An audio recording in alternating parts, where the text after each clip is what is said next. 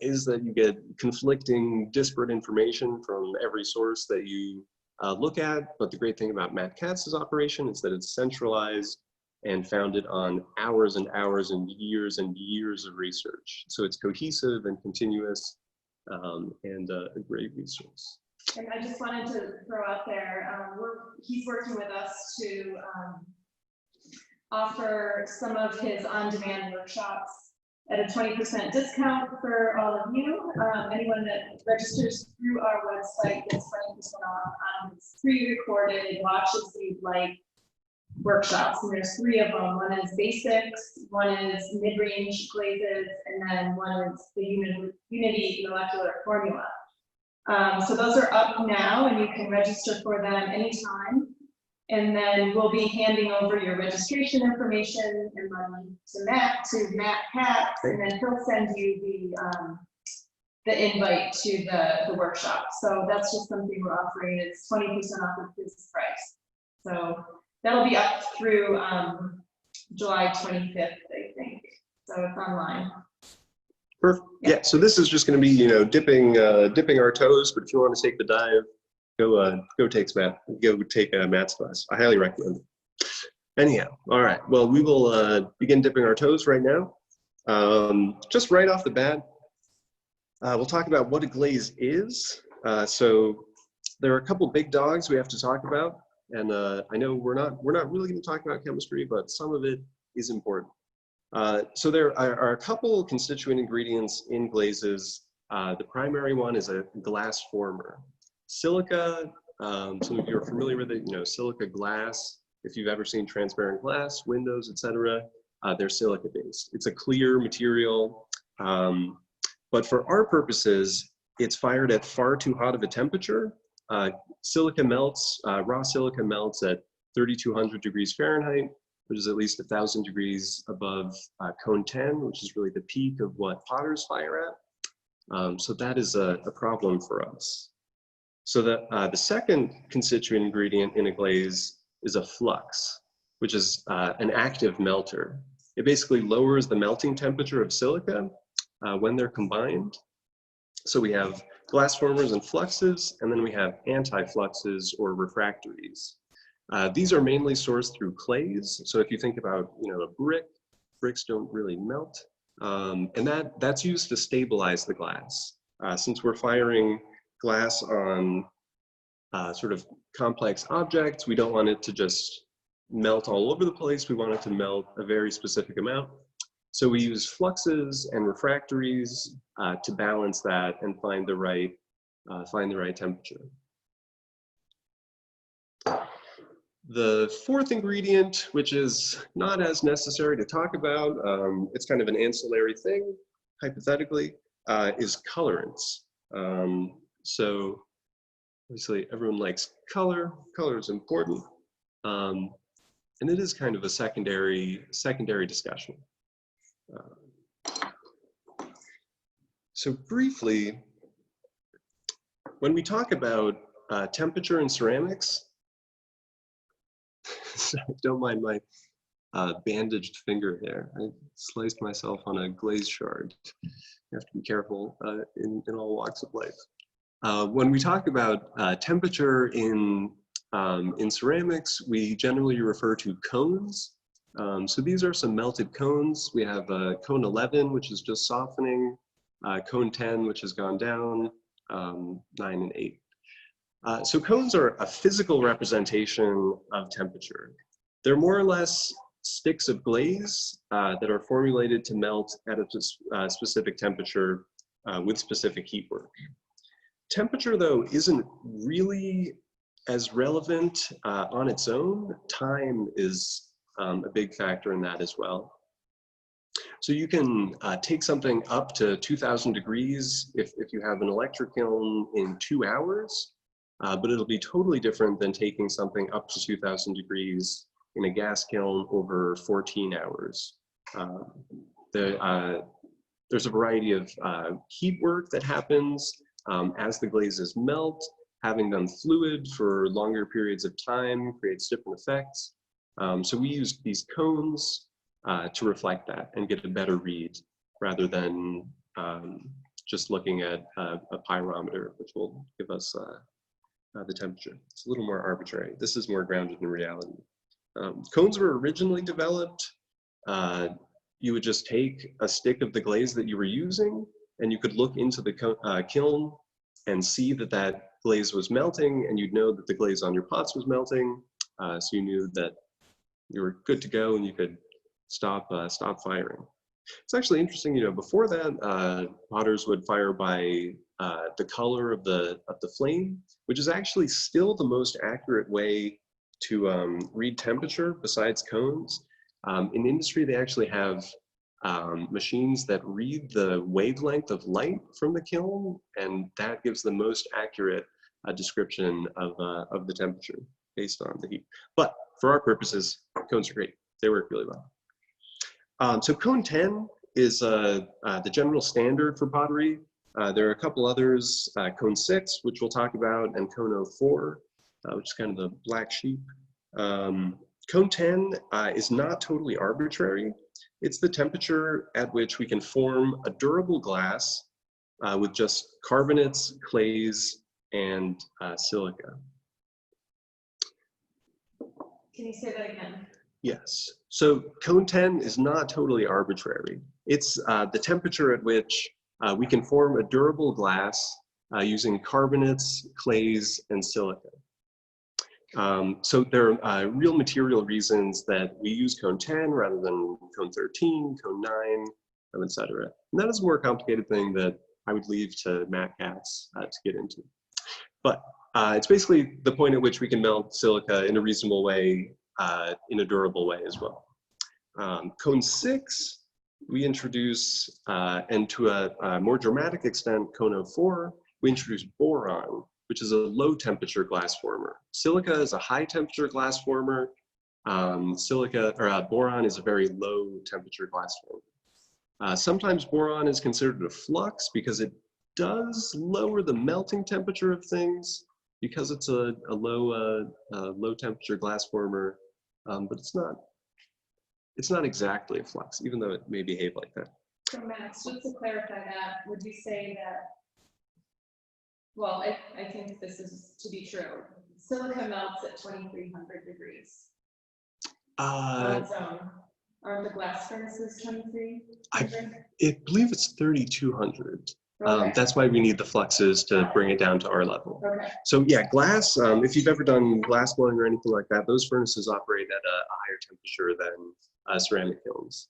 They're also monsters. They're always running those furnaces. Can't imagine the cost of that. Anyhow, so boron, we introduce like the cone 6 glazes. The chemical difference between a lot of those, there are a couple different ways of lowering temperature.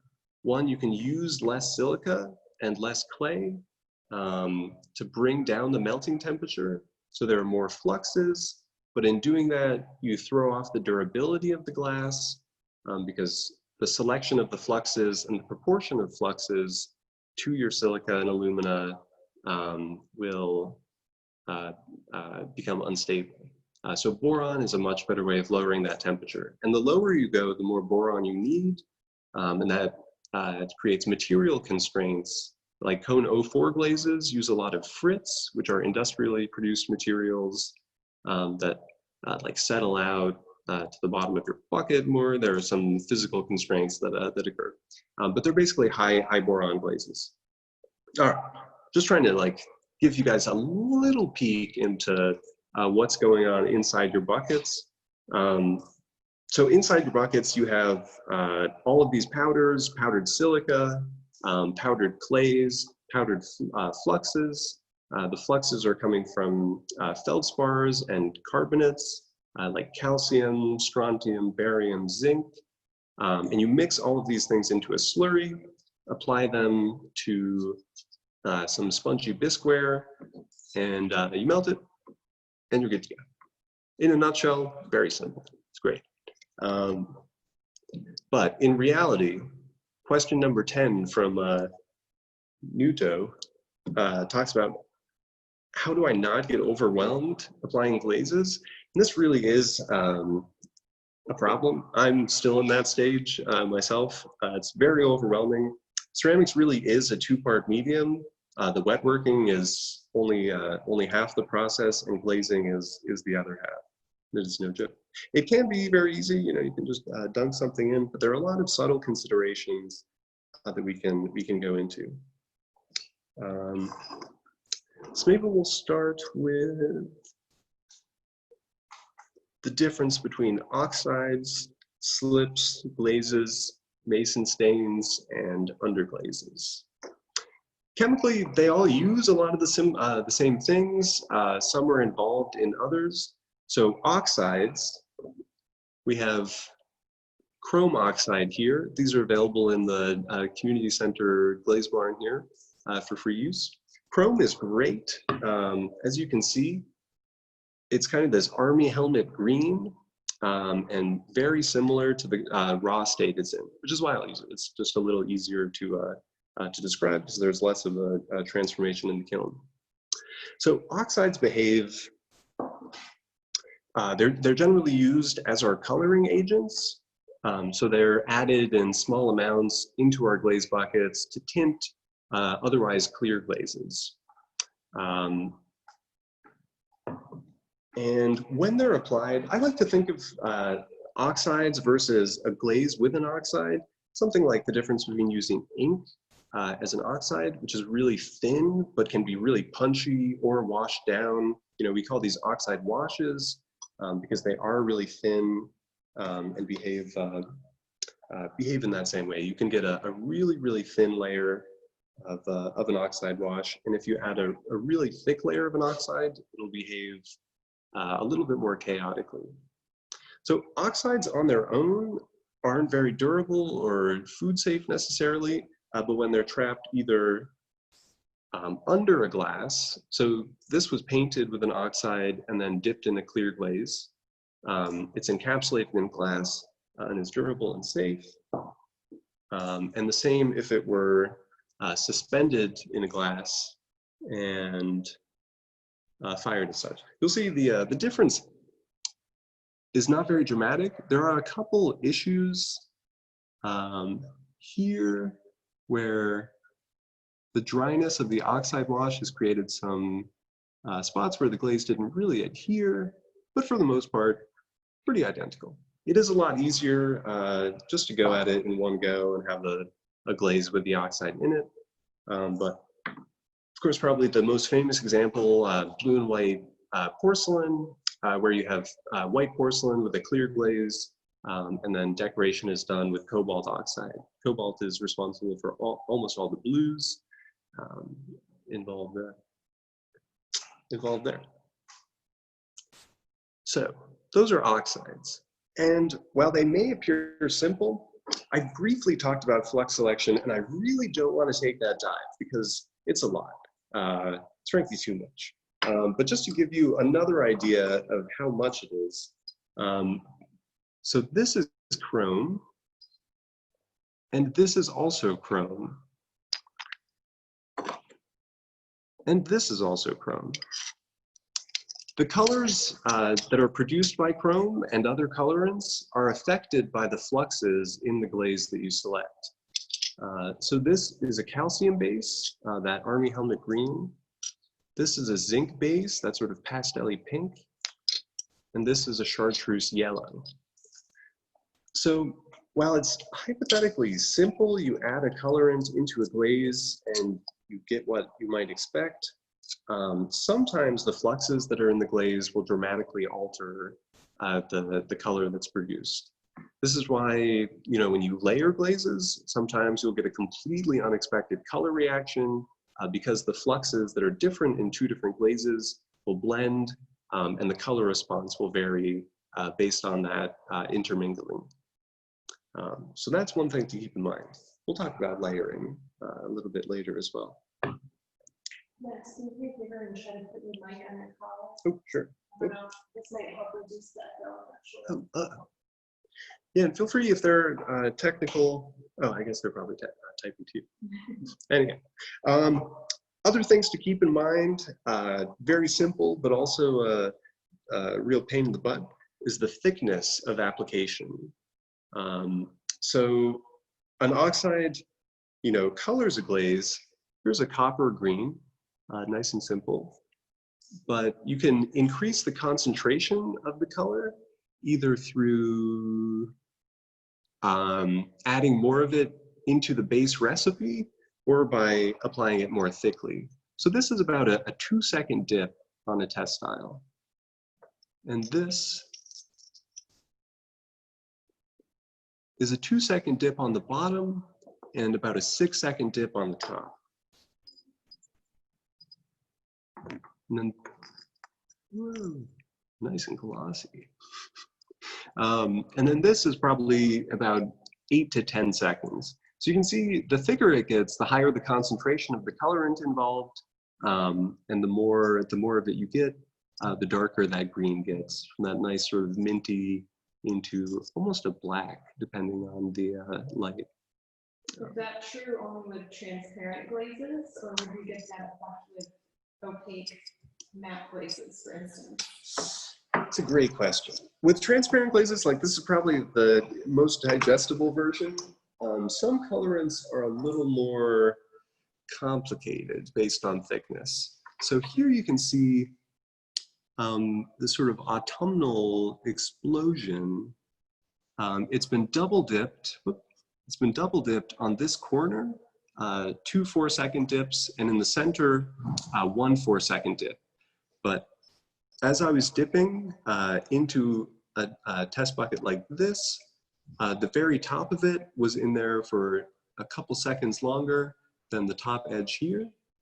So where it was really thin, it's going blue, and where it's really thick, it's going red. So short answer, yes. Thickness is a very important consideration.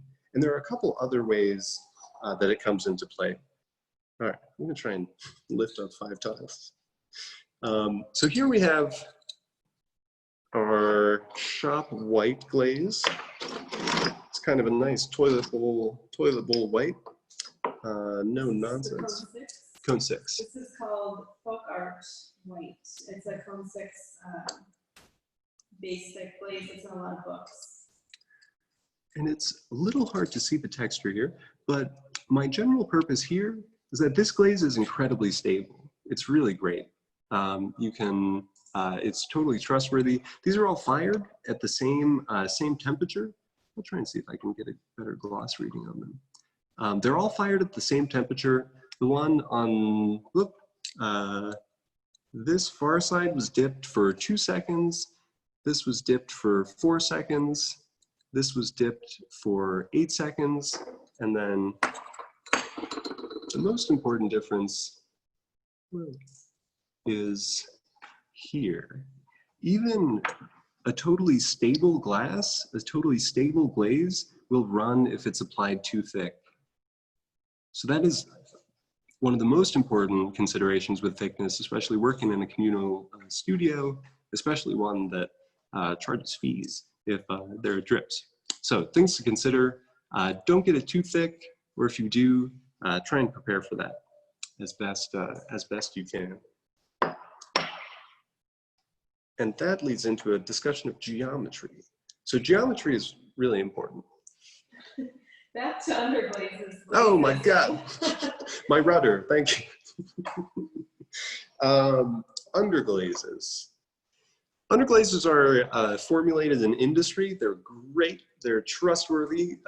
Industry is fantastic. People who've been in my class for the last few weeks will know that industry is really an important thing to look at. They have standards that are top-notch, and wherever we can, we should look towards them. Underglazes, while the recipes are rather secretive, this is a lovely platter by Lexi, painted with underglazes. They're generally opaque and rather refractory. They behave a lot more like slips. Slips being clay and water, a sort of dry or refractory surface to paint on pots. And they're a great way to introduce color. Dovetailed into that discussion are mason stains. So a lot of underglazes are colored with mason stains, which are also industrially produced colorants, more or less. Some colors, like reds, are rather fugitive and difficult to get in ceramics. So mason stains are glasses that are formulated at an incredibly high temperature and then ground down into powder and whatnot.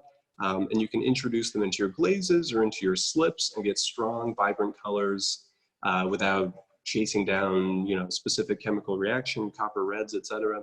They're very useful. There are a lot of colors that are just difficult to get: purples, yellows, oranges, these sorts of things. It's a nice shortcut. The one downside is they're rather expensive, but some of the effects are well worth it. So mason stain, underglazes, while the recipes aren't transparent, nobody, I don't know there. They behave like slips. They're full of great suspenders and binding agents, so a lot of them sort of self-level. You can apply them with a brush and not get a streaky brush stroke. They'll remain wet just long enough to sort of gel and even out, so you can get nice even coatings of bright, vibrant color. However, they're not necessarily durable or food safe on their own, so covering them in a glass, always a good move. And there was a question along those lines about when and how to apply underglazes on this greenware, overglaze, underglaze. Since they're so perfectly formulated and industries are awesome, you can basically apply them raw or to bisqueware. You can also apply them to a fired glaze surface because they have good binding agents in them, and then you can fire it again. But that gets messy real quick. Then you can fire, and you can paint them onto glaze surfaces that aren't fired yet too, like an overglaze. Even though it's called underglaze, it actually works overglaze too. Some, and you'll see, like, if you try that out, some of those will work quite well. They'll sort of diffuse into the glass. Some that are a little stiffer or a little more refractory may give you some strange effect, like this with detail king. Sorry. Are we on detail? Oh, or not over here. Not hey, there we go. So this is more or less a refractory white painted over a black glaze, a glossy black glaze. So this would be similar to what might happen if you apply a refractory underglaze, and they don't really tell you if they're refractory or not. So testing that out before you put it on 50 of your nice pieces is a good thing to do. But this refractory surface is trapping the gas. The gas is caused by decomposing materials during the firing and creating this bubbly, bumpy surface, which is great if you like it. But if you don't like it, it's bad. What do you mean by refractory, Max? Refractory underglaze? Definitely. So for the 4 ingredients, we have glass formers, fluxes, and then refractory. Refractory is also known as anti-flux. That's maybe an easier way of thinking about it. It's the stuff that stiffens a glaze. And generally those are sourced from clays, and the chemical we refer to as alumina. So I'm sorry if I may use those kind of interchangeably, and I shouldn't. I should form some kind of compound. What's the secret recipe for underglazes, and can you make your own? It's a great question. I've tried, and that actually led me on a whole adventure. This horrible wrinkling glaze that I've been working on for a little while. Let's see, let's get those creases in detail. This actually started when I was trying to figure out some underglazes. You'll see some recipes online that are very vague and frankly not to be trusted. Like some of them are 1 part mason stain, 1 part Frit 3134, 1 part, 1 part clay, which is a little too basic, especially considering the mason stain chemistry has to be considered. So the pink mason stain, for example, is refractory. It's stiff, it doesn't melt. It actually slows down melting. But some mason stains, like canary yellow, acts more like a flux. So you really have to adjust that kind of recipe. And for the record, like I tried that with this pink and it just started bubbling and looked like hell. So at the end of the day, I'd really recommend that you just spend the $15 or whatever it is. It's probably 25. I don't know. They're honestly worth it. It's kind of a nightmare. It's like making your own Fritz as well. Like it'll take you a month to figure it out, and then you'll have 5 pounds of it. You may as well just go to the store and in resignation and get what they've put all their labor in. As one of the great things about mason stains as well are its physical properties, its physical working properties. They use a lot of suspending agents and binders and flocculants and deflocculants. We had our flocculation discussion in class the other day, but there are elements that you can add into glaze mixtures or slips that will change the way that it behaves. So you can make a pasty cup of slip behave like it's more wet by adding deflocculants, a couple drops of sodium silicate, or you can gel, sort of thicken up a really wet quart container of glaze by adding a couple drops of Epsom salts or some other flocculant. I've heard that you can replicate the consistency of underglazes using antifreeze, the non-toxic kind, or no, I've heard that you can use it with the toxic kind, but don't do that because it's toxic. And yeah, I haven't been able to find the non-toxic stuff. But for the most part, yeah, trust industries, just give them your money. They deserve it. What temperature do you fire what temperature do you refire a piece with underglaze on it? Oh. Say if you're firing cone 6. So you fired it once and you're adding underglaze to it again? Or? Patty, do you want to unmute yourself and describe your issue? Since we're talking about underglazes. Yes. So yeah, so if you'd mentioned that you could refire a piece with the underglaze added. So let's say you've done your 2 firings, you've done your bisque firing, your glaze firing to cone 6, and for whatever reason you are going to add this underglaze. What then? Where do you So this is the like here, there are dragons sort of thing. We're off the map. I wouldn't do that if you're doing functional wear, just because things get, you know, kooky and crazy really quickly. But like for a lot of my work, that's sculpture or just has to be able to hold water or dry flowers, there really aren't any rules. So the short answer is whatever temperature you like. And added onto that is try a couple different ones to figure out what you like and try them. We'll go into sort of testing protocols because you can very quickly ruin some kiln furniture or disrupt your neighbor's pots in the kiln, and that is certainly to be avoided. So with experimental moves like that, I would, you know, really make on the side before using them on big pieces, unless you're working alone and you have some extra kiln shelves and that sort of thing. So. Thank you. Thank you. In terms of deflocculants and Epsom salt, something you showed on Wednesday's class. Eons ago. Did you add Epsom salt to the glaze to create the building effect or the building function? That one, so those are, this is a reference to these sort of big globule, gloopy glazes. Those don't have Epsom salts. Those are more of a sodium-based deflocculation. So like sodium silicate, will kind of, you can get that sort of stringy effect from it, where the drips are kind of plastic in a certain way.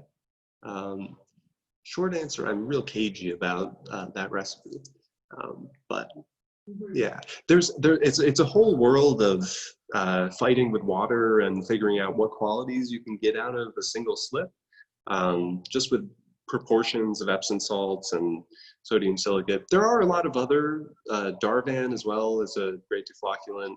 I think it's more expensive. I'm not too sure. But there are all sorts of materials. When I can, I try and keep my life simple, which, you know, fails every time. But two materials are just what I've become entrenched with. Catherine has a question. She has been mixing Amico Velvet Underglaze with Duncan Concepts Underglaze. One is more glossy, one is more matte. Mixing it and then applying it to the piece to kind of like have an in-between matte and glossy. But in one instance, she had bubbling happen. Right. Why? So the bubbling is caused by, most likely, and again, underglazes are kind of a nebulous world because we don't know what's in them. We don't know what's in mason stains. We don't know the constituent chemistry. But a lot of mason stains can be broken down. They can decompose and off-gas during the firing by a couple materials like zinc or magnesium. Zinc is like this really catty material and loves drama and just gets into it with iron and copper and some other things that are in mason stains. And this is actually something that I've been really interested in because stain decomposition is basically why I can get these wrinkles to occur. But I don't know what I'm antagonizing in the mason stain because their recipes are secret. So it's a decomposition of some material in those glazes, which is one reason why, yeah, it's a little tough to be experimental with those things. But take good note, see if it doesn't happen if you layer it the other way. She's actually mixing it in the Oh. dish and then applying. Oh, right. Okay. Yeah, I'm not too sure. Not too sure what to do there. They may sell. Oh. What? It only happened with one color. I haven't been able to find like a not so shiny underglaze. And so that's why I was wanting to mix them, because I don't like the flat color and I don't like the shiny. But with the, I don't know, it was coral red I was using. That was the one. Other ones haven't. And maybe it's because I start with put more of one in than the other. I don't know. It's all, yeah. Definitely tough to say, but yeah, I'd say stain decomposition. Take notes. You know, the red stain might have copper in it, and one of the other underglazes has zinc in it, and they're attacking each other. Like this is another example of that stain decomposition, and you can get really cool effects from that. Like this, I'm trying to get that in focus. This is this orange stain that's decomposing during the firing and puffing. You can see like that is a really thick application, but even where it's thin, it's getting that nubbly sort of, interesting topographical bumpy thing. But where it's thin, and this goes back to the concentration and thickness, where it's really thin, it's not really happening because there's a lower concentration of the stain, so there's less decomposition and less of those issues. So you could try to make those underglazes more thin and see what happens then. Since her ultimate goal is to have almost a skin-like quality, would it be a good approach to use the Amico underglaze, which doesn't have much flux in it, and just add a little bit of clear glaze to it to give it some sheen instead of adding a whole complex other mysterious underglaze? Right. It probably is, honestly. Or is your primary goal with those underglazes like you're using them for the color that they're supplying, or? Well, you know, I'm painting the faces. So if I'm painting the body, then I don't like the shiny and I don't like the flat. I want it to be in between. If I cover it with if I paint it, you know, anyway, that's what I wanted, sort of more like Terra Sig, you know, Somewhere in between. Yeah. Definitely. So there are some things that you can do. Again, I know your work, and you're making less than functional, like you're not drinking out of those heads. No. You could do intentional under firing, hypothetically. So we can talk about this more in a discussion of mattness and glossiness, or we can jump into that right now. But glossy glazes will be matte when they're under fired. Matte glazes will always be matte. So if there's a particular glaze that you like, but you want it a little less glossy, and you're not using it for food, you can fire it like a cone or two lower, and it'll just go dimmer and dimmer the lower that you fire it. So for non-functional glazes, if you use content glazes on a con 5 or con 6, they're going to turn matte?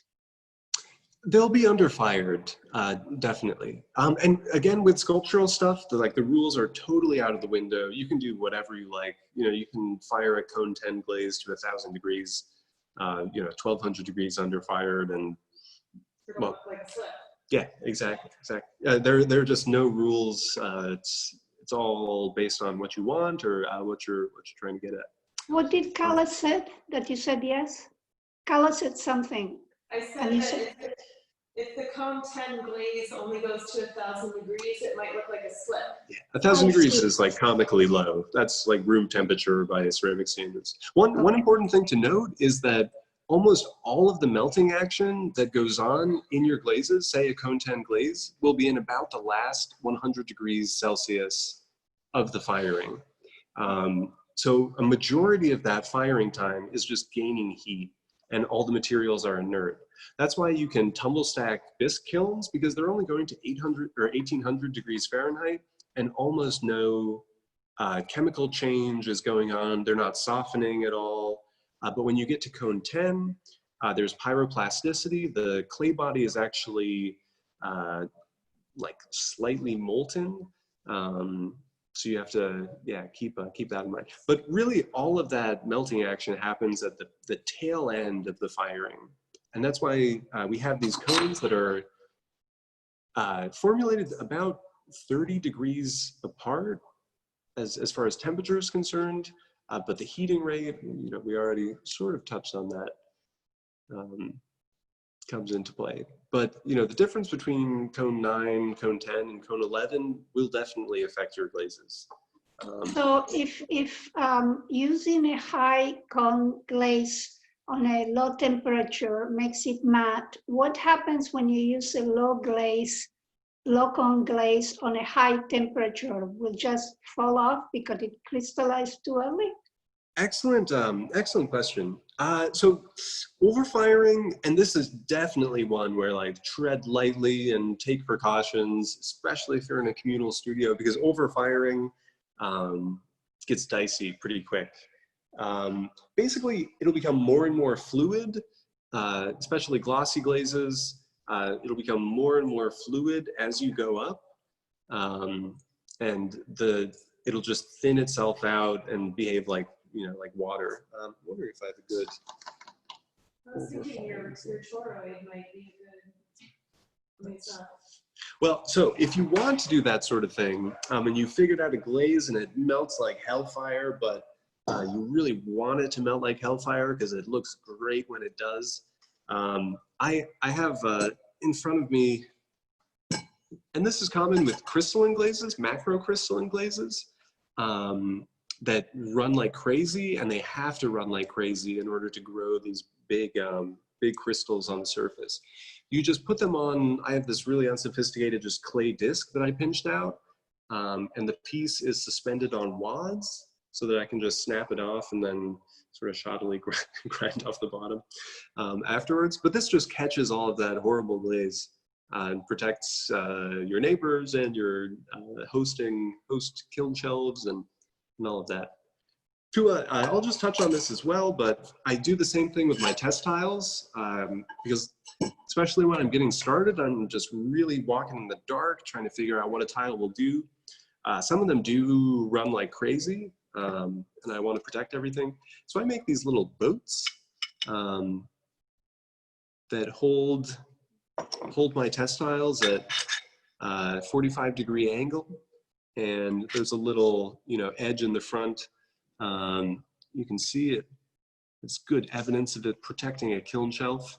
This is a really aggressive metallic glaze that would be, you wouldn't really be able to chip it off the surface of a kiln shelf. It really eats in. So you'd have to grind it off and probably grind through the shelf, and you,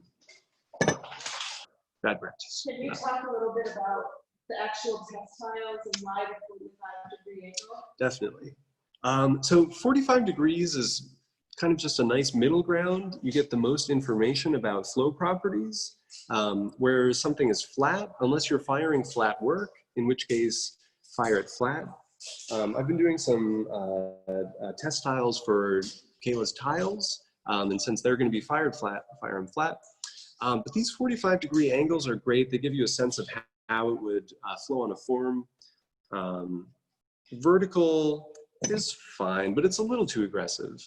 Unless all your work is vertical, I find 45 degrees is great. Another thing to keep in mind with test tile design is geometry. Like if you have work that has texture, keep your test tiles textured. This side has that nice sort of fish scale pattern, and you can see that I hope you can see that it's kind of light green on the surface, or where it breaks on the edges. You can see that as well on the very top. So really being able to read as much information from a single test tile is quite useful.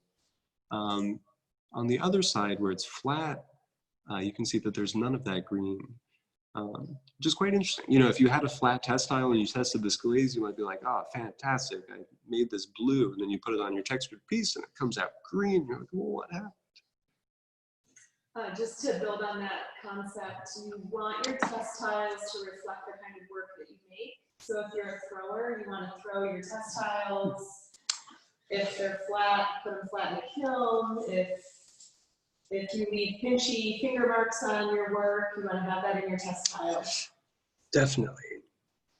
And I mean, some glazes that melt a lot will pick up more detail as well.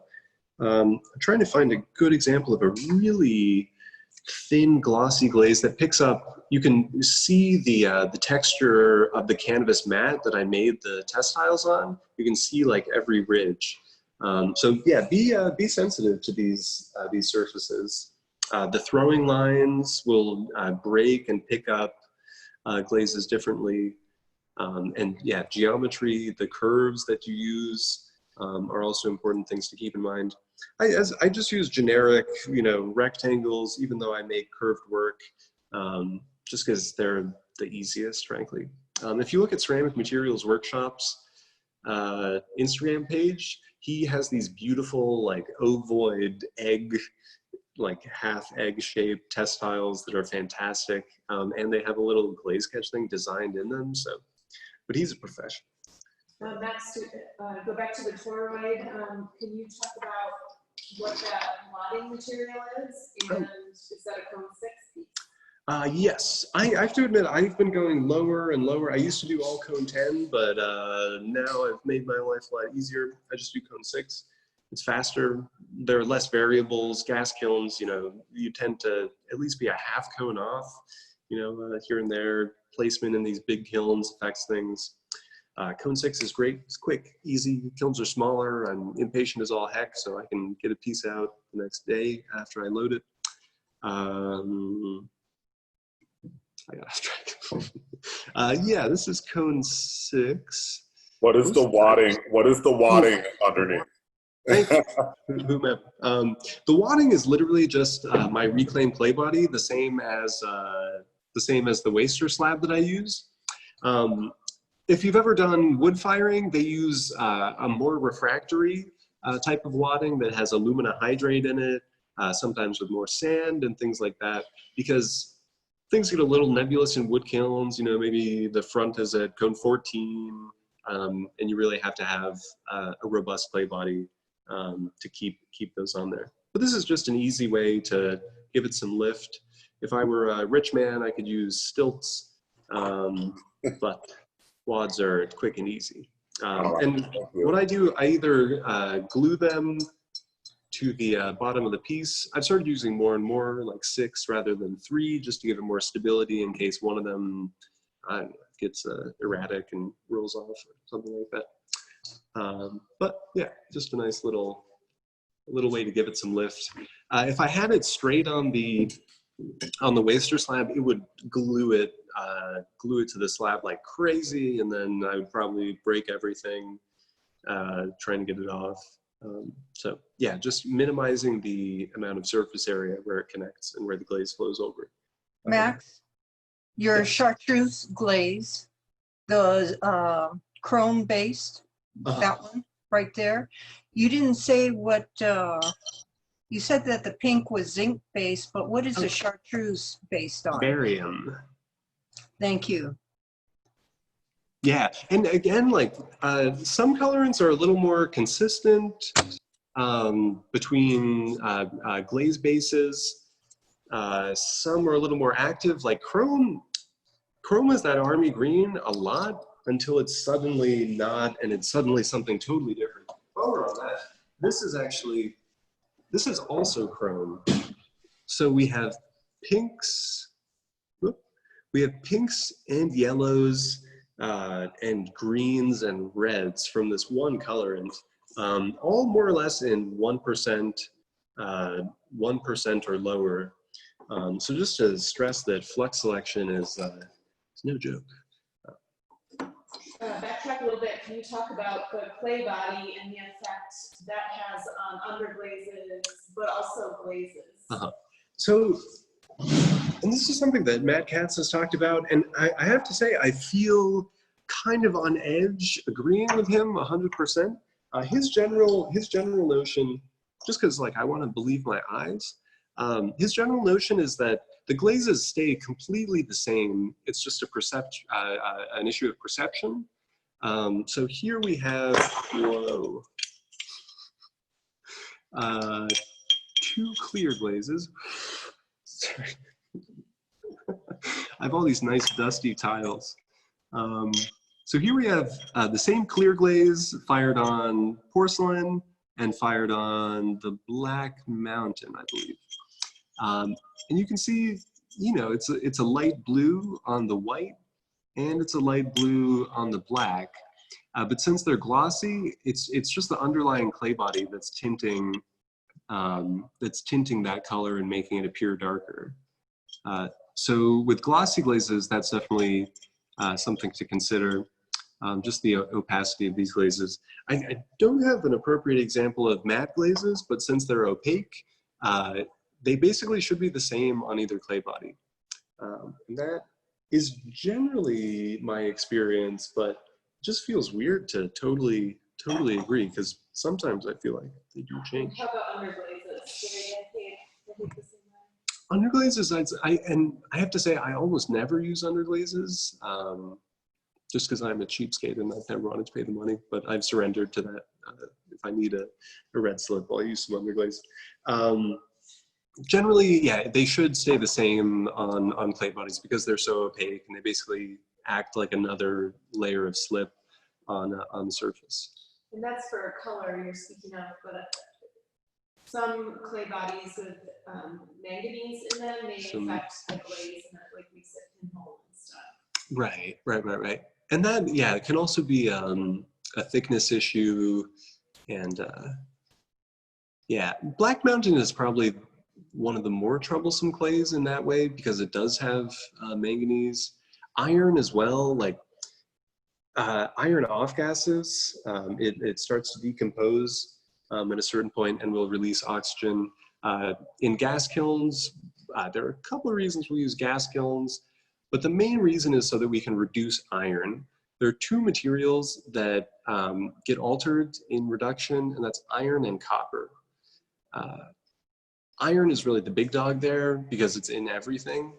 Even porcelain has slight traces of iron. I was just talking to Kid and Brian about this an hour ago or something. But if you've ever seen Cone 10 oxidation porcelain, it'll be slightly yellow, sort of a warmer white. If it's fired in reduction, it'll be a cool, slightly bluish white. And that is because of the iron content. That's because of the iron reducing. So the same thing is going on with these blue celadons. This is a clear glaze with a tiny, tiny amount of iron. Wow, it looks nice and blue like that.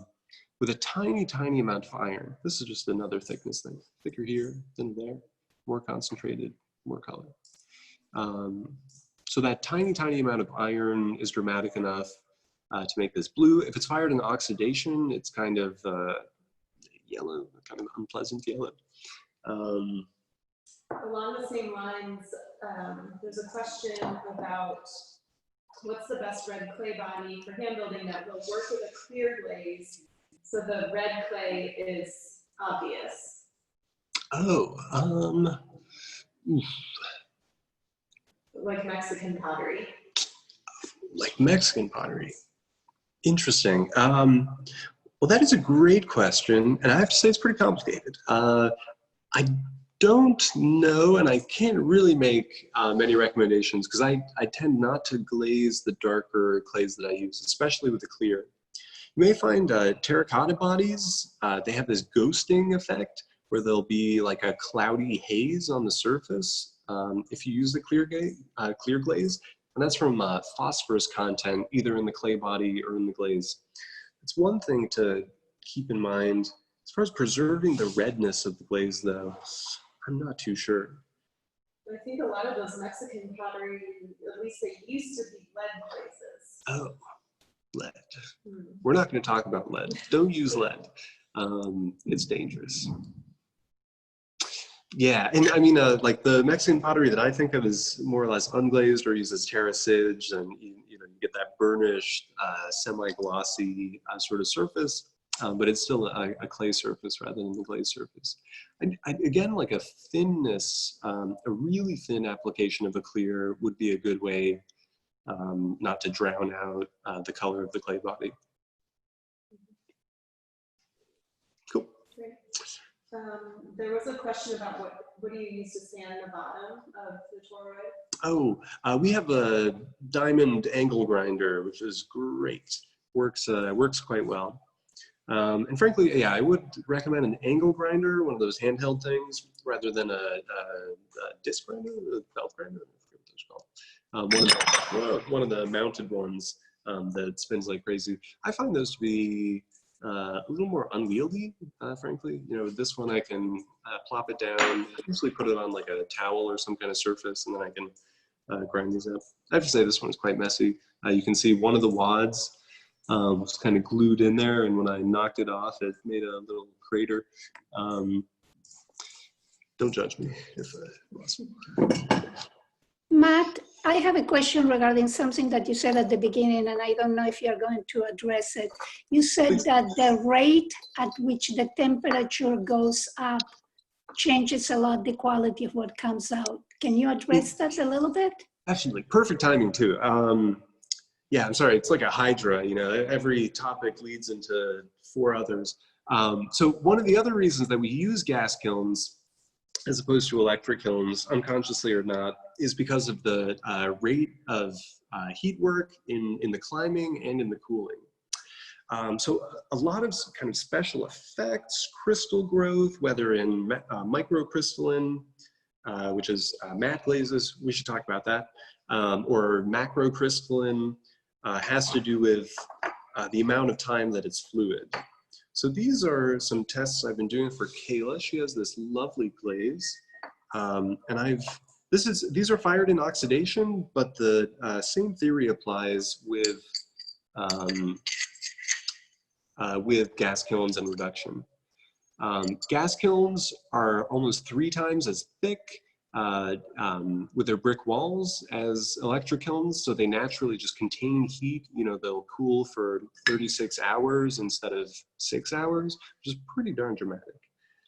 So these are some tiles that I've been working on for Kayla. I'll see if I can get as many of them on camera as possible. These you don't really have to get the detail of. Just note that the color is kind of slowly.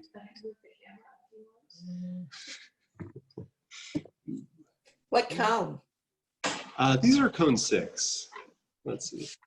Get this all oriented here.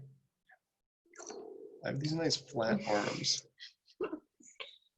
Well, I was thinking I could move the camera over to the other side of the table, but if you want to play this game. So you can see this this glaze is actually very, very apparently changing color.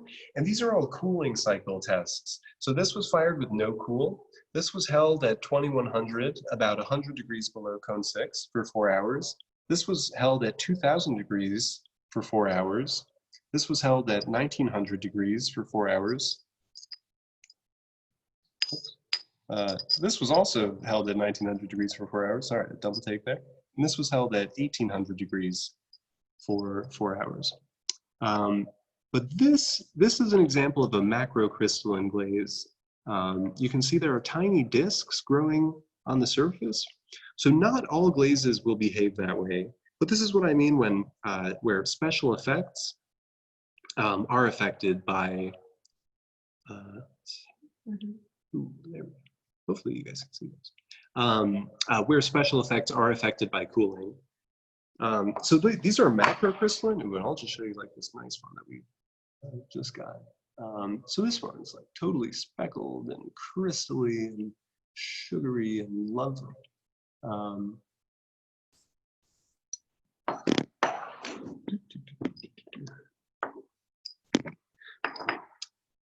So that sort of effect, this is, you know, a pretty particular recipe, but other glazes, like normal matte glazes, they're actually matte because they're covered in a layer of crystals on the surface.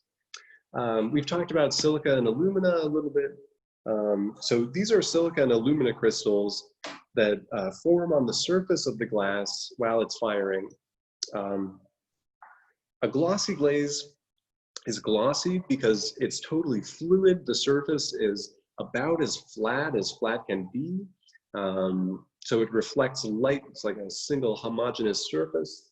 Matte glazes are matte because the surface is totally broken up with small crystal growth. So these silica and alumina crystals precipitate to the surface and form an uneven terrain that deflects light and absorbs it, and thus it's matte. Sort of a cool add-on to that, since the matte glazes are pulling silica and alumina from the glass to the surface, the underlying glass has less silica and alumina. If you remember at the beginning, silica and alumina are these high temperature materials, so the underlying glass actually melts more after that. So true mattes are actually tend to be runnier than other glazes because of that. We touched upon fake mattes a little bit with intentional underfiring. There's a lot of unintentional underfiring as well, where you'll have a glaze that's matte and it's great, it looks great, it looks like a great matte glaze, but if you fire it a cone or two higher, it glosses up. And again, a glossy glaze, Matt Katz has really drilled this down. A glossy glaze will be glossy only when it's fired properly or within 60 degrees of a proper temperature, 60 degrees below. But if it's matte and it goes glossy later, it's being underfired, and that will not be a durable surface. It'll be not fully melted, and that is a real problem with durability. Matte glazes, however, will always be matte because they're chemically matte. It's not a firing issue. They're chemically composed and irrefutably matte the whole way up. If you keep firing them, they'll still be matte. So that's definitely something to keep in mind. Along those lines, do you want to talk about food safe and toxicity? Definitely. I'll preface that by saying I am no expert. I do not have, a mountain of data next to me and whatnot. But I have been involved with, glaze chemistry for a while. It's a very consistent question. Matt Katz, who works in industry, knows this far better than I, and I trust him entirely. We've talked about this in the class, but in industry standards, if there's a, say with like a diner plate, which is glazed with a lead glaze, but the chemistry is so tight that the lead is totally encapsulated. Nobody has anything to worry about. You know, we've all eaten off of diner plates and drank out of diner mugs, and there are tons of lead in there. But we have no reason to be alarmed because the chemistry is totally perfect. If an industry had a problem with their chemistry, they would be sued for, you know, $1 bazillion. So they really need their chemistry to be tight. So I trust Mad Catz entirely on this. And he has a couple notions. One, food safety should be split up into toxicity and durability. They're really two different issues. We can touch on durability first. So acids and bases are the things that will degrade a glass. First you need the glass to be fully melted. That's number one. You can't have like all your powders from a glaze just sort of sintered together, which means like half fired. They're just like getting glued together with heat. At a certain point, they melt and they homogenize. They become a glass, not calcium and sodium and this and that. They become a calcium sodium glass, or a, you know, a homogeneous unified thing. So that is totally important. But they can be degraded. You know, hydrochloric acid will melt glass, and it's horrifying. We don't use any of that. The main issue would be soap, more or less. Most soaps these days are really strong bases or alkali materials. And the central villain is really the dishwasher, where you have your nice pots in a closed container with hot abrasive water, you know, washing over it, filled with soap, just wearing away and eating away at the surface for like 3 hours. I haven't owned a dishwasher in ages, but it's probably something like that. Even more, who knows? And that over time will degrade your glass, even a little bit, if it's not stable, if it's not properly melted, etc. Even like really durable glasses, or, you know, like fairly durable glasses by our standards, after, you know, living with them for a year, 5 years, 10 years, 20 years, they will degrade. There are ways of making them more durable. I have to admit, I make a lot less pottery than I used to, and it's sort of become a background issue in my mind. The thing is, I mean, while it degrades, that won't kill you. It's not like if you've washed your mug 50 times, if you take a sip of coffee, you'll be drinking some weird glass material and you'll die the next day. Yeah, that's not, I guess, yeah, I've become kind of jaded, and I'm really not too worried about these things. Mad Catz as well, like just talking on toxicity, one of the great things for raw glazes, almost all the materials that we use aren't soluble. So if you dip your hand and you're not riddled with cuts and whatnot, you dip your hand into a glaze bucket, you're not going to be absorbing a bunch of materials. On that note as well, a lot of the materials that we use, honestly, a majority of them are really not to be worried about. Only chrome is regulated by the EPA, chrome and cadmium, although we basically don't use cadmium at all. It's used in mason stains, but they're encapsulated. It's not raw cadmium. It's cadmium that's been melted and fused into another glass and is stable. And chrome, the chrome that we use, I believe, is not even the kind that's regulated by the EPA. Hexavalent chrome is the one that's regulated by the EPA, and we use, I'm not going to make up what valence is, but I don't believe it's going to be used. Manganese as well is villainized because David Shaner had manganese poisoning. It's tough. The research on manganese poisoning came out of steel mills, where steel workers were breathing in these fumes every day for months, years, in vast amounts. So again, concentration is really an issue with toxicity. Like, and again, I'm not an expert, so like, don't quote me on this, but if you like even eat a spoonful of barium or something, yeah, definitely don't, this is a bad one, definitely don't quote me on this. But if you eat a spoonful of barium, like, definitely don't do that either. You know, it's not going to kill you. And if you have a glaze that has barium, you're not exposing yourself to an amount that would be troublesome. Like you're not drinking grams of barium if you drink out of a cup that has a barium glaze. There are also weird things like people say, you know, switch to strontium if you're using barium. But basically there just hasn't been enough research on strontium from what I gather to, like, barium is just a well-known material. And strontium apparently just hasn't been given enough research. But hypothetically it's of similar like hazardous hazard levels. It's a really complicated you know, question, and yeah, food safety, durability, yeah, a little over my head. There are other things like issues about crazing. Crazing is a big one. My cup is crazing. I hear that a lot. It's tough. A lot of that is chemically engineered. Like a glaze has too much sodium or too much silica, some of these high expansion materials, and it will just craze every time. It doesn't matter if you open the kiln at 700 degrees and you know, like the kiln is ringing, bing, bing, bing, bing, bing, bing.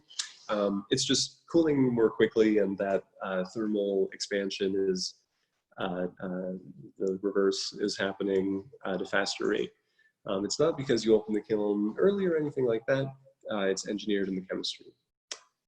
At the same time, a glaze that doesn't craze might craze if it's applied 2 or 3 times as thick.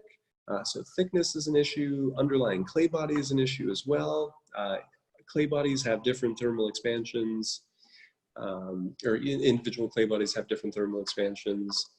So those are all just things to keep in mind. I've frankly basically just given up and been like, crazing is awesome, I like it. Just lean into it. Sorry, did you add frit? Could you add frit to a glaze to reduce crazing? It's tough. That's a tough question. There's so many kinds of frits as well, and they're great. They're awesome. Frits are fantastic. Like frit 3124 is basically a cone 04 glaze on its own. It has a perfect flux ratio. It's right in the middle. It's like a really glossy glaze right on its own. There are others like Frit 3110, which is like a super feldspar that crystalline potters use because it's a great source of alkaline metals without any of the alumina source that feldspar gives. Crystalline glazes are usually low alumina, so it's perfect for them. So they're very specifically engineered. So hypothetically, yes, but you'd have to really dig into what materials you're using. Generally, like you can try reducing the amount of silica in a glaze, but then again, you have to have control over your glaze and like be able to go in there and test that out, or reduce the amount of sodium or potassium, some of these high expansion materials. I should note as well, I use Digital Fire a lot. They have a great database just on raw materials. If you know there's something in the raw materials lab or a recipe calls for burnt umber or something like that. Burnt umber, what is that? Or like, I don't have that, what's similar? Digital Fire has a great resource for listing the properties and qualities of raw materials, what their melting temperatures are, what their roles are. If there are substitutes, there's usually a hyperlink. So I find that to be a great resource. If you're trying to figure out what a frit is, they have the chemical compositions listed on a lot of them. Like Frit 3195, oh, it's a great source of boron. I need more boron, I'll use some of that. Yeah, it's a great question.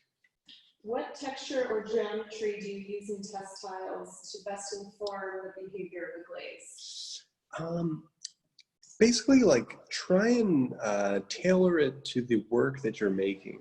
I tend to just go super generic, just because I use a ton of test tiles and I'm testing kind of all across the board. I just use a flat, flat rectangular surface. No frills, no nothing. Because I can make 300 of these in an afternoon and use them all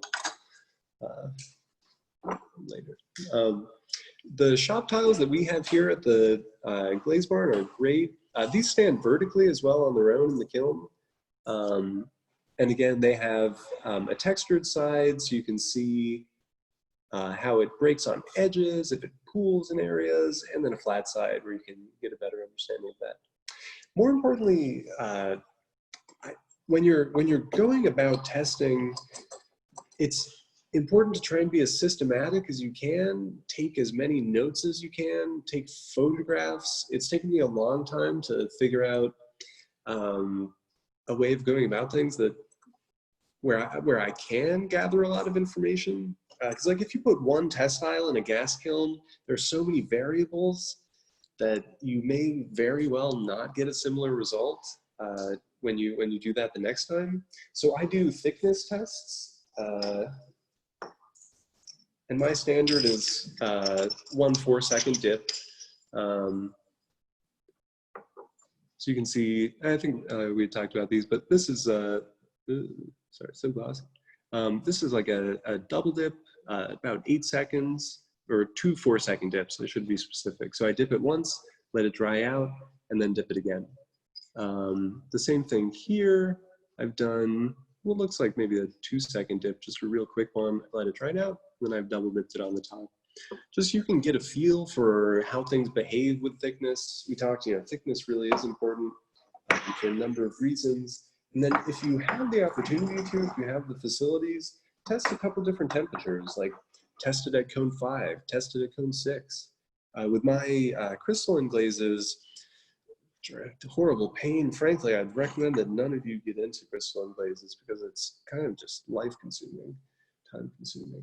It's kind of cool, like the glazes are cool, but there's so much time involved.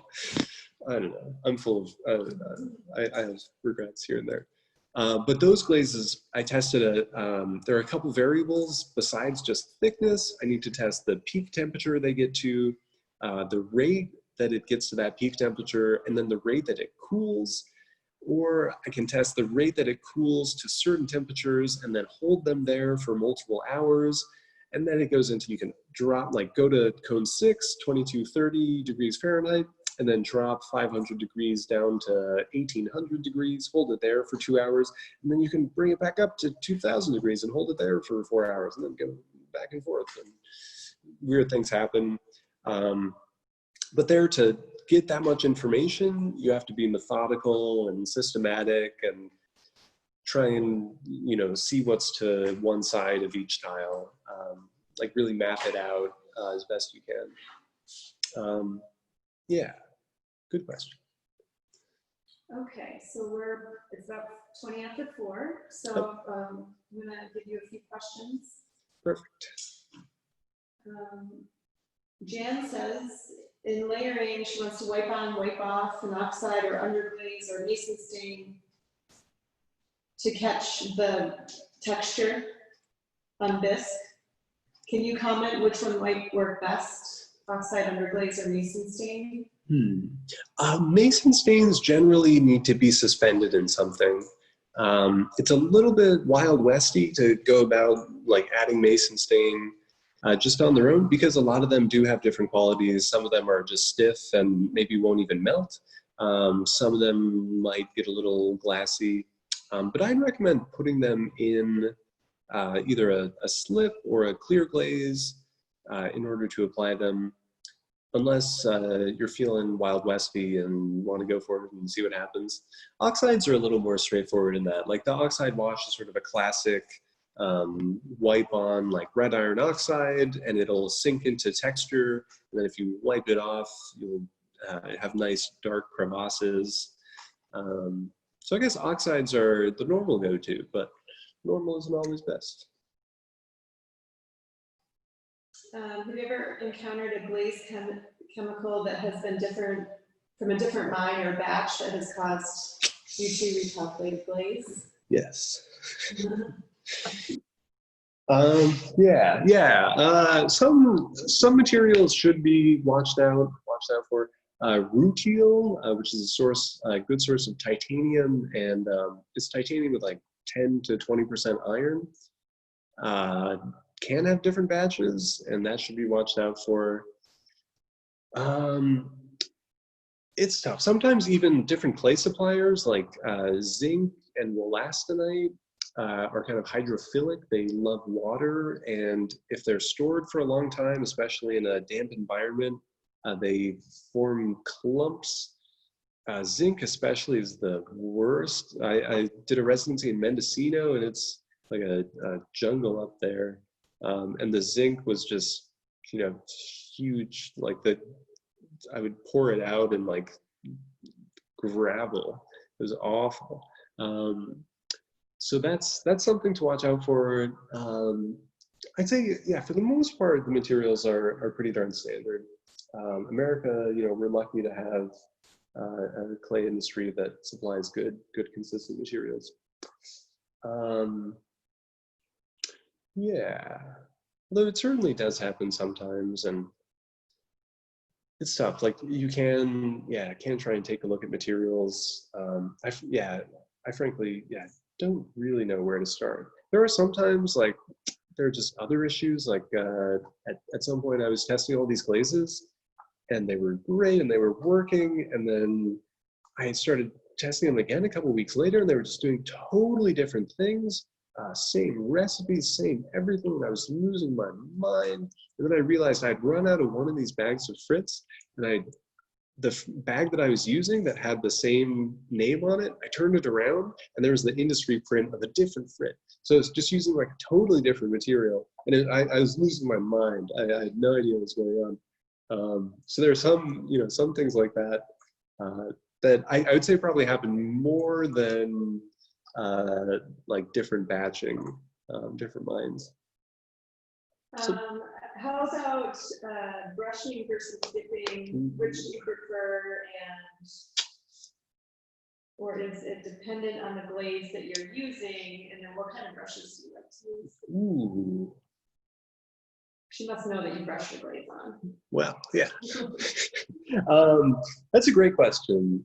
So I've become more and more a brusher, especially because I tend to just work with small amounts of glaze, sort of tailored to a specific piece.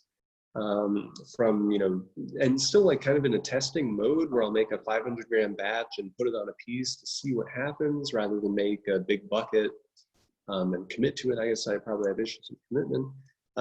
So for those, I tend to use brushes just based on, the needs. I can't dunk this piece into a quart container. And pouring gets a little dicey with just a single quart container of glaze.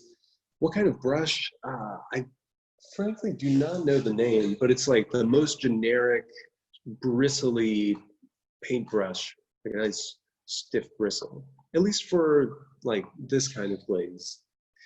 And it does depend on the glaze. Like for thin application, dipping or pouring is probably best, or spraying even better. Although I don't spray because I'm very lazy. It's great. It's probably the best way to do things, but it's a whole mess. You gotta do all these things, clean them up, clean the containers and all that. Brushing appeals to my laziness, especially with a glaze like this that flows like crazy. It'll heal all of that uneven application. So these I just brush on really thick, and it flows like mad, and it becomes nice and even. Some glazes though, and especially slips and things that don't melt as much, you'll get streaking, and it'll really show the brush strokes more, which if you like it, it's good. If you don't like it, it's bad. So is it a natural bristle brush or a plastic bristle brush?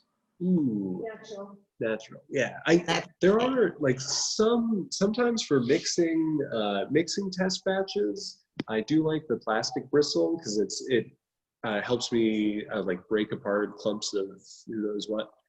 But yeah, great things to pay attention to, and I really have become more attuned to what kind of brush I use for what. Like I did the glooping demo the other day. That's much more of one of those teardrop Asian brushes where you can actually wiggle the brush and sort of shake out droplets, which you can't really do with the bristly paintbrush. There's some questions about like special effects glazes. There's a few different questions coming in, but I think it falls under that umbrella of crawling glazes, lava glazes, how much silicon carbide can you put in your glaze? Oh man. Have you ever used magnesium? So all these things are falling under that category. Let's do it. Let's knock out silicon carbide first, because that's a really cool material. It's kind of like a wild card material. It's generally like lava glazes are probably the most well-known area where you see that. We talked about it very briefly, I guess, in the last class, but the shelves that we use in the Cone 10 kiln are made of silicon carbide. So they're like, I don't really know how they're formed, but they're bonded together at crazy high temperatures, so they don't warp at all in our 2400 degree firings, 2300 plus change. But if you've ever had a glaze that drips onto the raw shelf, like onto the side where there's no kiln wash, you'll notice it starts like pitting and bubbling and doing all weird things, because the silicon carbide is constantly releasing carbon dioxide, or CO2. So I'm just gonna get rid of this notification. It's constantly off-gassing during the firing, which is really cool. And you can use that to your advantage. I'd shown some of these in the last class, but I don't really have a good example of a lava glaze per se. Is your silicon carbide glaze like a lava glaze? It is. So lava glazes are full of like pits and bursts and craters and all that sort of thing. These glazes that I've been working on are similar, but instead of having that CO2 like burst through the skin, these are, they trap that CO2 and inflate. Right, can you do the detail? No problem. So you can see this glaze is actually applied rather thin, and it traps all that CO2 and just completely inflates. You can see it was fired like this, so it inflates and then sags and collapses in on itself. This is something that I've been very excited about. I'm trying to figure out, like taking it around town, trying a bunch of different recipes, a bunch of different colorants. You really, How durable is that? very fragile. I just like popped a hole in it. You can see it's crazy thin. It's a translucent too. It's awesome. I just don't know what to do with it quite yet. There are some other more durable versions. I guess we can segue into crawling. Crawling, and this is sort of a hybrid. This is crawling and it's puffing. So all right, I'll just focus on silicon carbide before crawling. It just creates gas in the kiln and will mess with your glazes. If you take a normal shop glaze and like sprinkle in a couple grams of silicon carbide into a 100-gram batch, it'll do weird things. And I would really just recommend trying it out. You don't need a lot to get the effect to start. I found that at a certain point it plateaus and you don't really get more inflation, bubbling, etc. It'll just start affecting the color because it's a gray material. It's like a dark, glittery gray. So it'll just sort of make the colors gray after a while. But you can even, use like 0.25% and see what happens. Use 1%, use 4%, 8%, 15%. As to how much you can use, that's a great question. I don't know. Try a glaze with like 50% silicon carbide and some Frid and a bunch of cobalt. See what happens. That sounds great. I want to do that. Yeah. Okay, that's silicon carbide. Fun to play with since you really can add it to things and it'll just do something crazy. It's cool. And one thing to pay attention is the mesh size of silicon carbide. I use the FFF, which is the super fine, but it comes in different mesh sizes and those will produce different effects as well.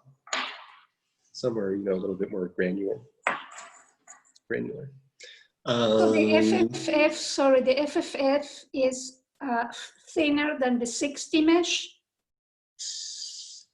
Yes, yeah, the 60 mesh is pretty large, I think. I think the FFF is close to like 320 or, Oh, yeah, I don't see. quote me on- It goes, the higher the number is, the finer it is? Yes, Okay, thank you. And it should feel powdery. yeah. It's really beautiful too, the glitters and whatnot. But yeah, the FFF is really like finer than sand for sure. Did you say to just sprinkle it on top of the glaze or to mix it into the glaze? In the Wild West, you can sprinkle it on top and see what happens. I always mix it into glazes. Okay, Yeah. thanks. And like, I have recipes that I craft sort of around the silicon carbide. I don't do too much of just like adding it to a random glaze to see what would happen. Like if you added silicon, oh, actually, that's another cool thing that it does. Since it create like off gases like crazy, you can actually use it to create false reduction in an oxidation atmosphere, like in an electric kiln. So some people create copper reds by adding a small amount of silicon carbide into the glaze because it off gases and creates like a force field of reduction right like on the skin of the glaze, and then you can reduce your glaze. That I've never really played with, but hypothetically it's awesome and really cool, and you can get some reduction in the effects, but you have to fine tune it so that it doesn't do the other cool thing that it does, which is burst and bubble and inflate things. So, yeah. Crawling. So here I have a raw Malcolm Davis Chino test tile. I just dipped this an hour or two ago. You can see it's fracturing all over the surface. It's kind of riddled with cracks. The reason this is happening is because it's a thick application and because of the chemistry of the Malcolm Davis Chino, which is a high clay glaze. Lots of glazes have anywhere from like 2% to 20, maybe 25% clay in the glaze to supply the refractory, to stiffen the melt so that it doesn't just run like crazy, and to provide suspension in the bucket, like a raw property. They'll thicken the slurry, they'll help it from having all your materials fall out of suspension and just sink to the bottom into a hard pancake of, yeah, that's one terrible thing we can talk about separately. But Malcolm Davis Chinos have anywhere from 30 to 40, maybe even more clay. So they start to get really soupy and they take a while to dry. And as we've talked about with clay and water, shrinkage becomes an issue and you get cracking. A cool thing about the Chinos though, some fluid glazes, you'll get that same sort of fractured surface, but when they fire, they'll melt and even out. But Chinos and magnesium crawl glaze and zinc crawl glazes will do really weird things and sort of pull together instead of melt flat. They'll just bead up. And you can see that starting to happen with these crack lines. I'll use a separate glaze, but a similar phenomena where instead of melting flat, all of those crack lines will just pull together and create a small bead of glaze. That's because they're incredibly stiff compared to a fluid glossy glaze. Crawl glazes tend to be matte because they're stiffer. That's one of the melting behaviors. And do they tend to have magnesium in them?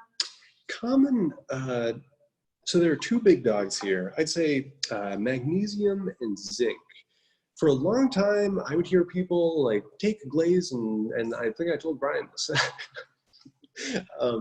Don't ever quote me on this. You can take a glaze and just like toss a bunch of magnesium carbonate into it and it'll crawl. And it's kind of true, Magnesium carbonate is this really fluffy, light material. 5 pounds of it is like this big pillowy bag, and it weighs nothing. It weighs 5 pounds, but comparatively weighs nothing. The opposite of dense, magnesium carbonate. And so during the firing, it's called a loss on ignition, I think, or something like that, an LOI. It'll contract and melt. It's a flux. Magnesium is a flux. So you can't really just add it into glazes because it'll also flux glazes differently. It'll mess with their chemistry. You might get a different color response. Say if you have your nice barium chartreuse and you add a bunch of magnesium in there, might water down the color. And since this glaze is already so fluid, it might not crawl, maybe a little bit. But designing like a stiff matte glaze with magnesium with 30% clay and a bunch of magnesium will probably crawl. And there are much better ways to go about this that we won't go into using a UMF calculator and the Stoll map, but that is really, I have nowhere near enough time to even begin talking about that. If you're interested in knowing more, take Matt Katz's class. There are like 40 hours of lectures on the Stoll map. It's fascinating. So that's crawling more or less. There are a couple cool things you can do. Actually, I had shown this at the beginning of class when I was talking about slips over glaze or something like that. This is actually that white crawl glaze layered over a black glaze. And since it's so stiff, it's not letting the decomposing iron or whatever is in the black glaze out, and it's trapping, whoops, I have to get my orientation right. And it's being trapped under the surface of that white glaze and causing that bumpy surface. So you can kind of strategize and apply your glaze a little differently. This is that crawl glaze applied over an already fired black glaze. So a second glaze firing. And you can see instead of trapping the gas, which has already been released, this bumpy, nubbly crawl just diffuses and flattens out in the glass, and you get this nice sort of cracked earth mosaic-y thing going on. There was a question about your manganese glazes and if they were, if it's a Bob Sperry recipe. But I'm under the impression that you formulate all of your glazes. Yeah, Bob Sperry is, the name sounds very familiar. Does he do like, I kind of feel like he does crawly black and white stuff. I could be wrong. I could be totally wrong. I'm probably totally wrong. I think we got all of the questions answered that were in the sheet and coming up on chat. And we have about 25 minutes left. 20 minutes left. Keep asking questions. Keep asking questions. Maybe you're going to move the camera. Oh no, I'll just I'll talk about these for a bit. This is good. I did start like all of these manganese things. It's a great way to learn, really going from the bottom up. So a lot of these I started with just a 3-material glaze at Toshiko's. I'll just show you one of these. So like 2 years. Well, that looks very uninteresting. Lighting of these things is definitely key. Maybe that's a little better. Well, there we go. So these I started making in 2018, 2017, just with 3 materials. I used a clay, 1 part clay, 1 part Custer feldspar, and 1 part manganese. Just like put them in the gas kiln. They ran like hellfire, and I ruined a bunch of shelves. I didn't have my protocols in order. And then I've just been tinkering around with those recipes and adding things. And like bronze glazes, those golds are formed with copper and manganese in varying proportions and whatnot. And then being able to stabilize them once you get that color reaction down. just by testing and trying to take good notes and being experimental as well. Like what happens if you change the clay, had twice as much feldspar, that sort of thing. That was before I started using Matt Katz's method, which is with the UMF calculator, which kind of helps you keep track of proportions and ratios rather than doing like one part this, one part that, one part this. He has a much more formulated and systematic, like 100 grams, much more thorough way of batching things. The great thing, I shouldn't talk about the UMF. We have a question. What is your go-to glaze? What in Melinda's ideal world, it means the one that comes out nearly the same every time. Oh no. And is there even such a glaze? Yeah. Oh, that's so tough. I'd say, yeah, there really isn't. I've gotten better. Well, maybe I don't think I even want that. Like a glaze that comes out the same every time is just not exactly something I'm interested in. Like there are glazes that do that. Like a lot of the shop glazes we have here are trustworthy and reliable, and that's awesome. It's great, and they're food safe, durable. You can put them in the dishwasher 100 times. But I'm leaning more towards things that do surprise me. Although the majority of the surprises are very unpleasant, they don't work. But when they do, it's fantastic. One thing to say about that is if you narrow down your options, then you really get to know the behavior of the glaze. And if you narrow down your tools, like always use the same brush and take away those factors, then you might have the best chance to a predictable result.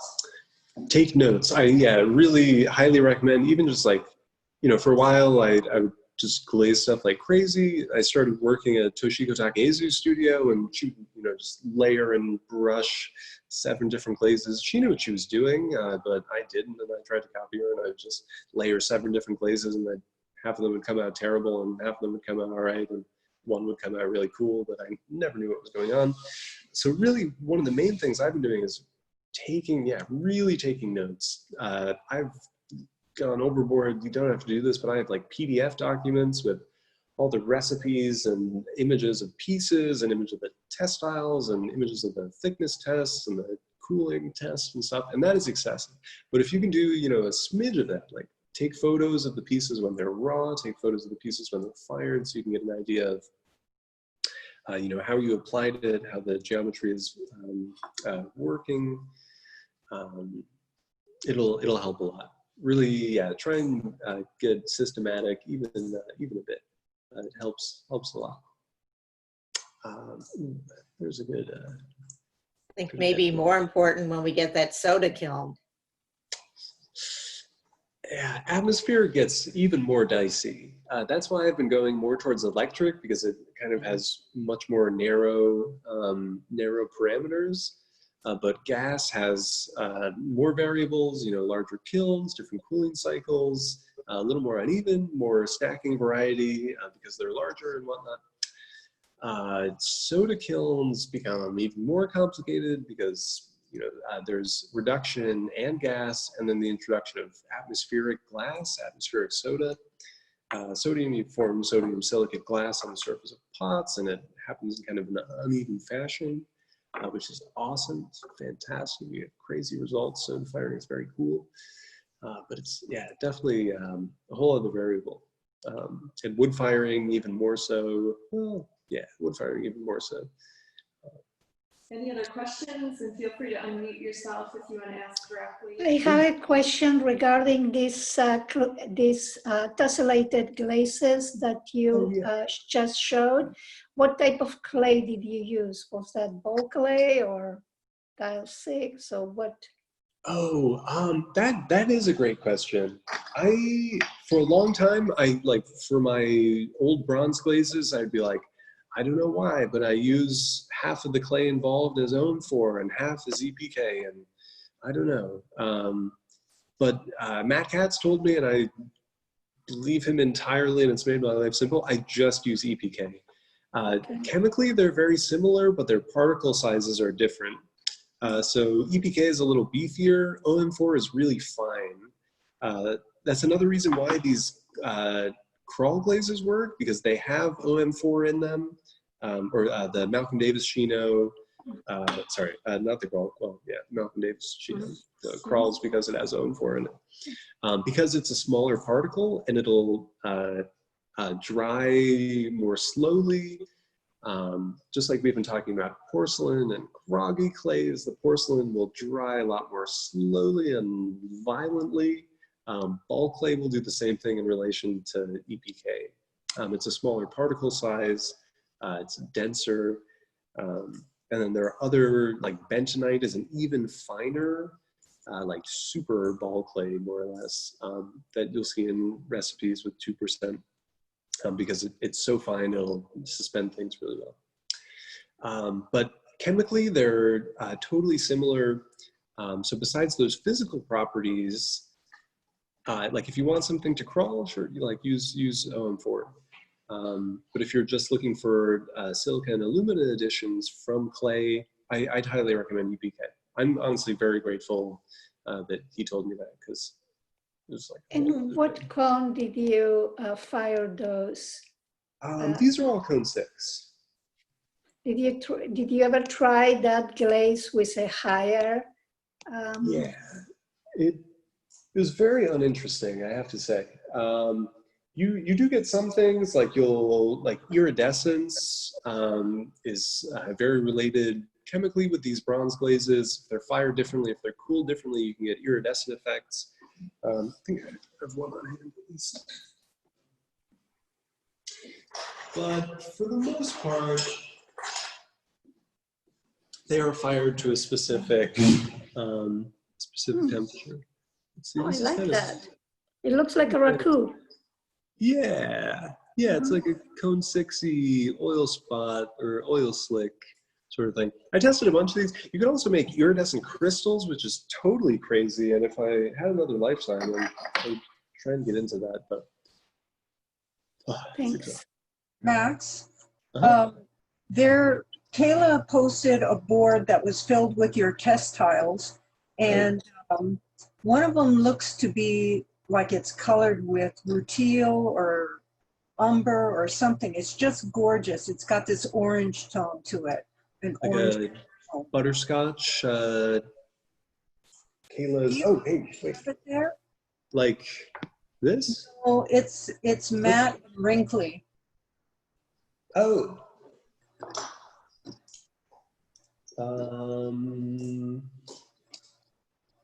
Wrinkly. Is it? Aha. Pretty.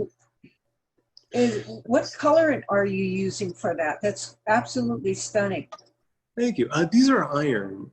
Okay. We can talk about color responses. Well, iron produces so many different colors. It's, we had the discussion about reduction, like reduced iron will produce totally different colors than, well, sometimes totally different colors than oxidized iron. It's also just like chrome, very sensitive to the fluxes you use. You can produce a ton of different colors with iron. Iron reds, iron browns, iron blues, like those blue celadons, iron greens, other colors. So those are really fragile and pierce easily? Those are a lot better than the pinkish one that I popped. Yeah, I've gotten some that are, puffy and durable. Like I had this test where I would just whack things with a brick when they came out of the kiln. Just because like I do make sculpture for homes, and I wanted to have an archival quality, and if you can just pop it, I don't know. Yeah, still trying to figure all that out.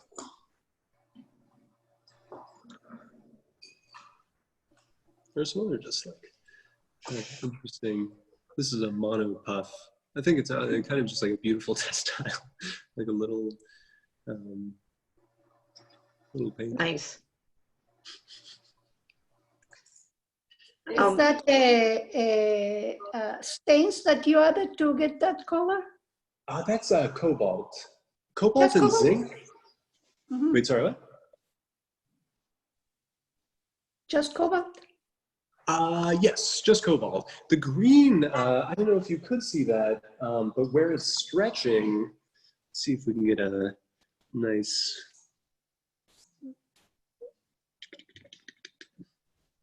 it's slightly green where it's stretching, and that's kind of Yes. something I do not understand. Seems like the color is formed and then maybe it's puffing at the very end and there's some other glass that I honestly, I don't even know. But yes, just cobalt. Cobalt and zinc produce really strong blues, like electric blues. Yes. I wonder if it's the yellow of the iron coming out and mixing with the blue to create the green. Perhaps, yeah. I really don't know. Yeah, it's a strange thing. I've seen the green in other of those puff glazes, sort of at the same thing, like where they're stretch marks more or less. And yeah, they're green. I'm imagining it's some interaction with the silicon carbide and perhaps iron. Yeah, I'm not too sure. It's a great question. Max, right? Yeah, I do. Actually, it's for both of you. Max, I loved it. Being an old chemist, I'm actually interested in Matt Katz's 15 lecture course, Kayla. Yeah. And I don't see it on the Sonoma offerings, or am I confused? We are offering their pre-recorded on-demand workshops. They have multiple levels, different price points and different interactivity with like live, and we're offering the kind of like the basic offerings for beginners. Okay, so if I want the advanced course, the 15 lecture course, should I just sign up with them, or should I prefer to go through you? But it looks like you have to sign up right now according to the website. Yeah, I think there are classes starting July 1st. I have to say, I believe you have to take the first class, Understanding Glazes, before the advancing class. Just because he does have a method, and I'm biased, but it's the best method. So like there's an introduction to his method and glazes generally, and then the advancing class is really more about pushing stuff further and getting into the weeds about flux selection and boron and phase separation and crystals. I actually worked in industry as a chemist, so I'm you guys are happy. So it sounds like I should do the beginner class through Sonoma, and then October 1st decide whether or not I want to do the next advanced class. I mean, we can talk about it later. Oh, I see that. Okay. It looks like the July class is full. They don't say that on the website. Okay. I think so, yeah. And they do sell out, so if you decide you want to go that route, I would recommend signing up early. I think increasingly so as well. Like they're taking off. Yeah. Everyone's sitting at home. That's right. So are they. Okay. Any more questions about glazes? Anything. Ask me anything. Your copper glaze that you showed in the very beginning, the green one. It was a Well, copper green? the flat tile. Oh, Kayla's. Anyway, have you ever been able to achieve those greens at cone 10 reduction gas kiln? Oh yeah, definitely. And not they really shouldn't turn with copper reds. Copper reds have like a really small percentage of here.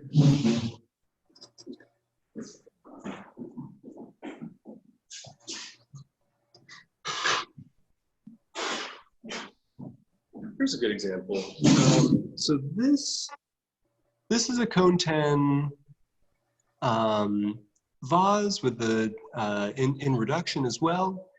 And you can see it wasn't crazy heavy reduction, but in some areas you have those red halos where they're starting to reduce. For copper reds, you really have to reduce all of the copper. And in order to do so, the concentration here is just a little too much. But at the edges, the concentration is lower, and that side got more reduction than the other side. So they had some halos, and one side does not. That's a darn good question. Copper is a weird one, for sure. Like the copper red is a really distinctive glaze. The old oxblood. Does that satisfy your inquiry? Yes, I'm just lazy. I mean, I want the green without getting the red sometimes. And I want to fire everything in the same kiln without doing an oxidation firing at a cone tan. So, Yeah. but you've answered it. Thank you. Chrome, yeah, chrome is also a great thing. Like this glaze that I'm testing for Kayla has chrome and copper and iron in it. Oh, well, interesting. Yeah, well, now I'm just curious what the iron would do in reduction. But you could do like a chrome and add, I don't know what percentage copper you have, but like this glaze has 3% copper, and you could try and add 0.5% of chrome, or 1% chrome, or 1.5% chrome, and just see, like, it should green it up. Chrome is obstinate in its greenness, unless you change the fluxes or find what it's friendly with, and it just, you know. Thank you, Matt. You've been great. We have, in our studio, we have a celadon called Coleman Green celadon that has yellow ochre, which is an iron, it has iron in it. But that's pretty green. It's not rich green, but it never ever goes clean for red. Definitely. Yeah, that's a great point. Yeah, you definitely have to juggle some things with reduction, and iron greens are a great way to do it. Basically, the blue celadon is a teeny amount of iron, just enough to tint it a little bit. And this is actually like a blue-green celadon. You know, it kind of looks like. Beautiful. I like this. This has also just been added to the glaze roster out there in the barn. So there's a big bucket of this. We're going to have some of these other glazes, cone 6 chartreuse, cone 6 oxidation red, purple, some of these fancy things in there shortly as well. What's your recommendation for people who may not have done a lot of glaze testing to kind of, like, how do you crack open that door in a reasonable way? There's such great, yeah, there's some really easy ways. Like, I don't know, I hate wedging. Like if I throw a bad cup or whatever, then I like toss it to the side and it's a mushy lump, like I just don't feel like dealing with rehydrating it or whatever. Just make it into a bunch of textiles and then keep them. And when you're in the barn and you're like glazing your nice bowl and you have this thought like, oh, what if I did this crazy layering? But you don't want to risk your nice bowl. Use your textiles and see what would happen with that. And then take good notes. Yeah, I should note there are underglaze pencils as well, which are basically just like bisque sticks of glaze that are sold as really expensive pencils that you can take good notes on. So like, you know, all of these have,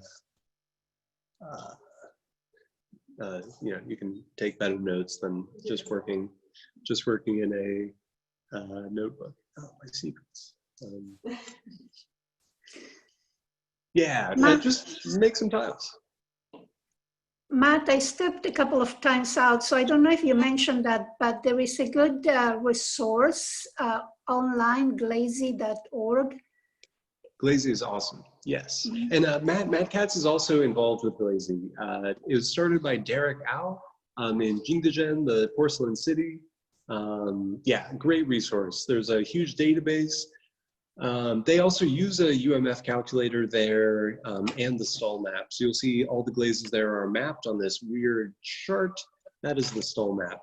I shan't speak any more of it, but it's incredibly useful. If you're going to get into glaze chemistry, you should deal with the stole map and UMF with making your own test. If that question involves making your own test batches, like making 100-gram batches and really exploring the chemistry rather than testing the glazes you have at hand, it's a little bit more of a complicated thing, especially here where we don't, the Pug Alley raw materials lab is a little exclusive, I guess. Yes, not open to the public is the. But if you have your own raw materials lab, I work in 100-gram batches. It's a perfect amount to make some test styles. It's an even percentage, so you can break things down in that way. And just be systematic. I would recommend using the UMF calculator. All right, we'll talk about it in a little bit. You can download them from ceramicmaterialsworkshop.com or whatever his website is, might be Word or Ceramic Materials, I'm not sure. But he has a resources page, and you can download Matt Katz's UMF calculator. And there you can, it makes life a lot easier. You can plug in your raw materials and in their amounts, and it'll break down the constituent chemistry of all of those materials added up, and it'll chart your glaze on the stole map. And if you're using boron, he also has a little boron thing in the corner. And that's probably the best way. It comes in an Excel spreadsheet, so we're getting, I've never used Excel besides this. It feels really good, it feels professional. And they come in 10 tab batches, so you can easily make 10 batches of a glaze and just systematically change like even the amount of silica, take it down by 5% every time. It's a really easy way to make a batch of tests. So that would be a good thing. I would say get on Matt Katz's UMF. You don't have to take the class to download that. It's an invaluable resource. Glazing.org also has that, but it's on the website with the Matt Katz's version. You can download it and copy it a million times, and I have 500 Excel spreadsheets, which is great. Well, I think that's a good place to end. Thank you so much, Max. Thank you so much. Thank you all for coming. Everyone who came, and we have some other great workshops coming up at the center. So they'll be published weekly, and if you're interested in learning a little bit more about Glaze, I definitely recommend the pre-recorded stuff that we're offering at 20% off for you guys. And buy Matt Katz, and then you can see if you want to dive in further. Take the plunge. Sounds good. Thank you, Sounds Matt. terrific. Thank you. Thank Thanks, you. Kayla. Thanks, Matt. My pleasure, really. Thank you all for coming, and feel free, you can reach out to me. My email, I'm sure, is somewhere. I'm on Instagram. I'm at the community center. If you have follow-up questions, I'm happy to help. Yeah, I'll also send you guys a link to his exhibition and stuff right now. There's still work for sale, and we also have a recorded gallery talk with him from the opening night. So I'll share that with you as well. Terrific. Yeah. Sounds good. Have a great weekend. Thank you. And I'll stay on if anyone has questions. You're on.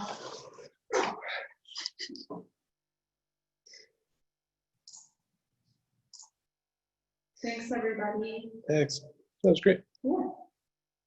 Are you exhausted? No, it feels good.